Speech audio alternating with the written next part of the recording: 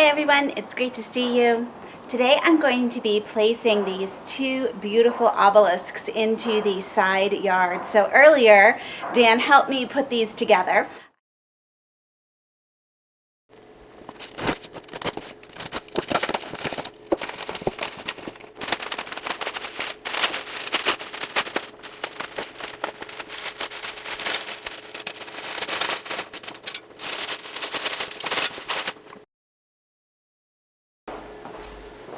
I'll do it on a white. Here we are. Yeah. Scan it. Looks good, huh? That's tall. But of course, about a foot will go into the ground, so it'll get shorter. Nice. Okay, let me get the other one out. I had ordered them from Gardener's Supply. They are not a sponsor. I just went online. I was looking for something with this sort of bronzy brown color for metal, and the Jardin round obelisks, these are the 7-foot height, seem to fit the bill really well. And I also liked that they already came in pieces that had the round part attached, so you could just sort of slip them in one piece to the other. Now we did discover it wasn't quite as easy as that, so thank goodness I had Dan there to help me.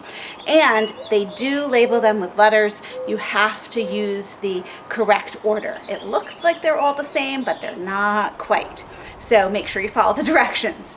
But overall, it didn't take too long to assemble these, and now we're going to place them in their new locations. So I am back, and after a lot of thought, I have decided where to put the 7-foot, oops, and it just shifted, Jardin round obelisks from Gardener's Supply. What I really want to do is draw the eye down our new garden here. So I have one over here on the left as you come in the gate. We have our large obelisk that we set up to cover the pipe that comes out of the house. And then way down the end on the far left, I put the other obelisk. Now, that's going to move a little bit further to the left once I have a large pot that I'm going to grow a rose and clematis up. But it still will have the same structure of that parallel structure here that keeps you moving down. And that's really what you want when you are putting in hardscape into your garden. You want to have things that tend to match or be similar in shape, which we have here for our tall obelisks.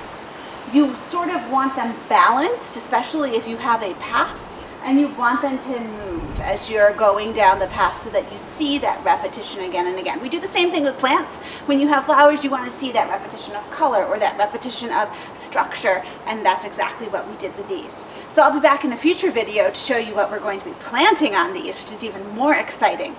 But for now, thank you for joining me, and I'll see you in the next video.